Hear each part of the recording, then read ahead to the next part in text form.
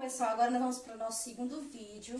Agora sim, depois que nós falamos sobre o objetivo da filosofia medieval, que foi unir a fé com a razão, nós vamos poder entender as ferramentas utilizadas pela igreja neste período, que foi a patrística, como vocês estão vendo aqui, e logo mais vamos falar sobre a escolástica, tá bom? A patrística, gente, eu já falei até um pouquinho sobre ela.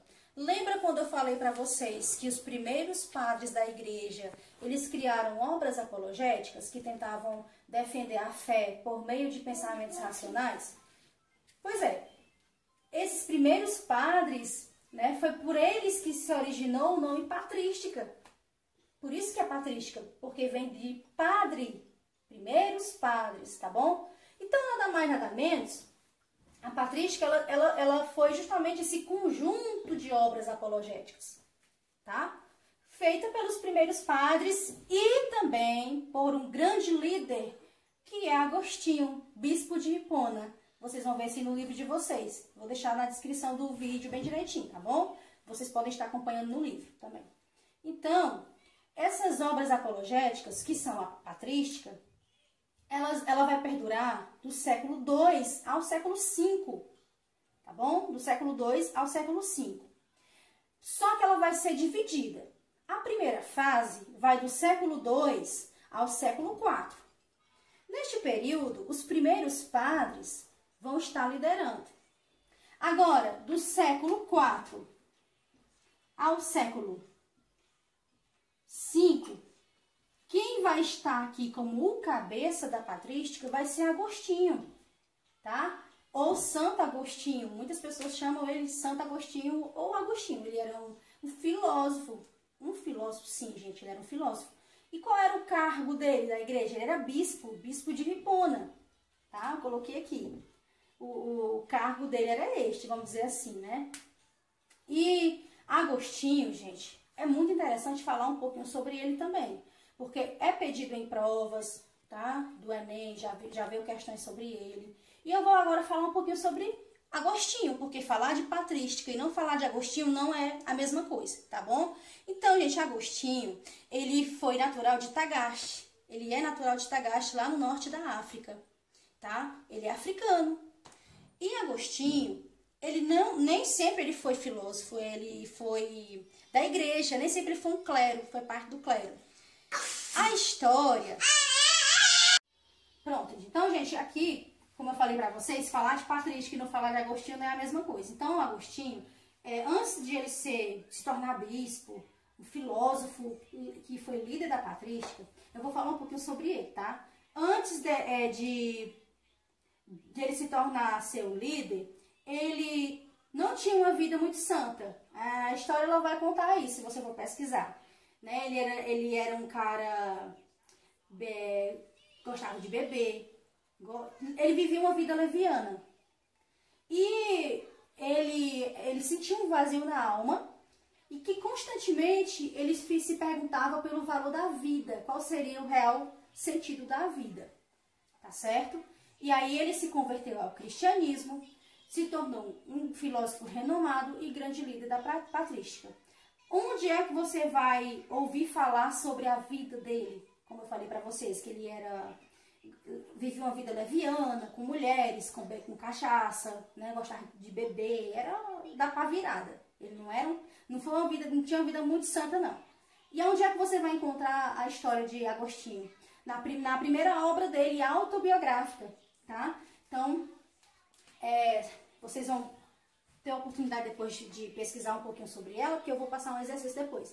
Então, na obra autobiográfica, ele vai falar sobre a história dele, né? Antes dele se tornar bispo, antes dele se tornar líder da patrística, chamada As Confissões, a Confissão, As Confissões. Tá? Nessa obra aqui, pessoal, ele vai falar toda a sua trajetória, da vida que ele levava antes, tá bom? Então, vocês depois vão ver essa obra pesquisar um pouquinho na internet sobre essa obra aqui, As Confissões, que foi a primeira obra dele, autobiográfica, ele falando mesmo sobre a vida dele, tá bom? Outra obra muito importante dele vai ser a cidade de Deus. Tá bom? Nessa obra aqui, ele faz uma comparação com a maldosa cidade dos homens para a bondosa cidade de Deus. Tá ok? E ele vai dizer aqui que o homem bom é aquele que tem o seu coração voltado para Deus e para a busca de sua salvação. Tá bom? Tá? Então, aqui é a segunda obra mais importante dele, a cidade de Deus, que ele compara com a cidade dos homens.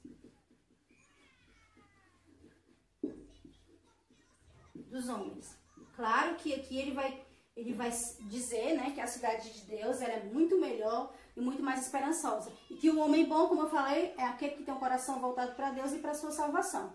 E em relação aqui à filosofia, ele vai cristianizar quem? Platão. Depois a gente vai ver isso aqui. Ele vai pegar a teoria da iluminação de Platão, né, que fala sobre o sol.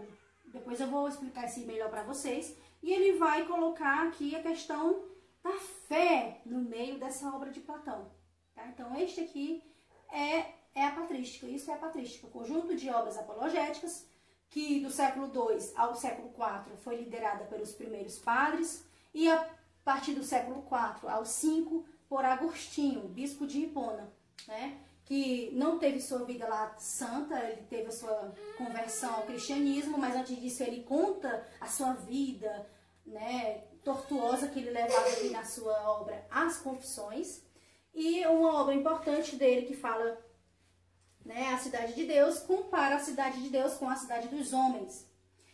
E ele tentou cristianizar as obras de Platão, né, a obra de Platão voltada para a fé, tá ok? Então, pronto, pessoal. Nós falamos sobre a patrística, agora eu vou falar sobre a escolástica, tá bom? A escolástica que vai ter como um líder Tomás de Aquino, tá? Ele foi canonizado, né, que diga-se de passagem, como São Tomás de Aquino, tá bom? Mas o que foi a escolástica? Vamos lá. Pessoal, tudo vai iniciar no século VIII. No século VIII, o imperador Carlos Magno, ele vai difundir, né, o ensino. Vai haver aqui uma difusão do ensino. Nesta época aqui, o ensino, né, o aprendizado, vamos dizer assim, a aprendizagem, o estudo, era monopólio, ou seja, estava concentrado nos mosteiros. Ou seja, só quem podia ter contato com livros, só quem podia ter contato com grandes estudos, eram os monges. Os monges que ficavam presos lá nos mosteiros, aqueles castelos medievais, sabe? E aí que foi que Carlos Magno ele decidiu? Ele decidiu que esse ensino passasse para ser agora liderado pela igreja.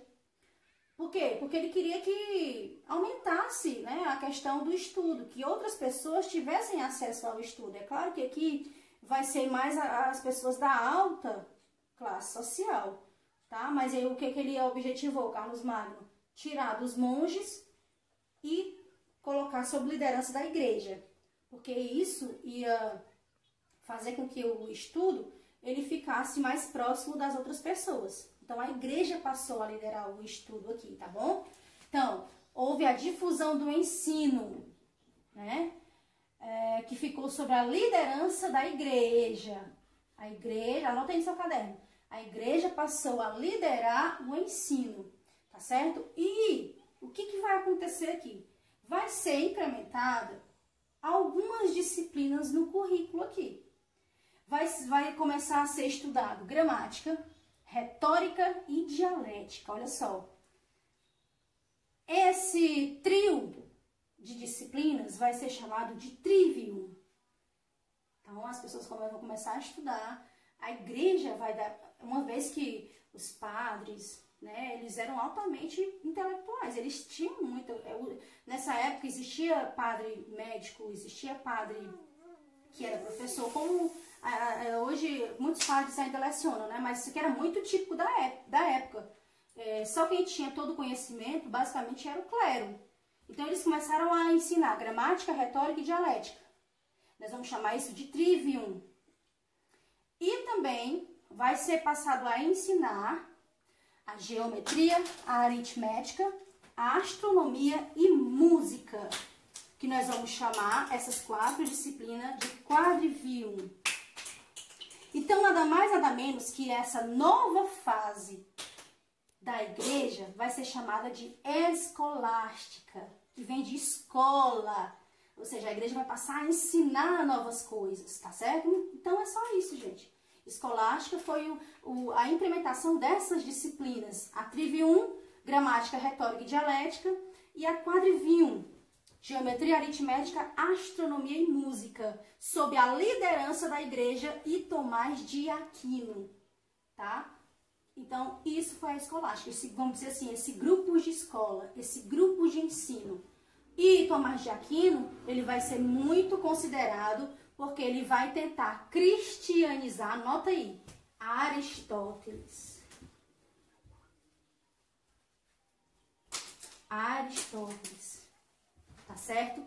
Ele vai tentar aqui explicar a existência de Deus, tá bom? Então, é isso, gente. Isso é o que foi a escolástica, esse conjunto de escolas liderado pela igreja, tá? Então, espero que vocês tenham entendido. Tudo de bom.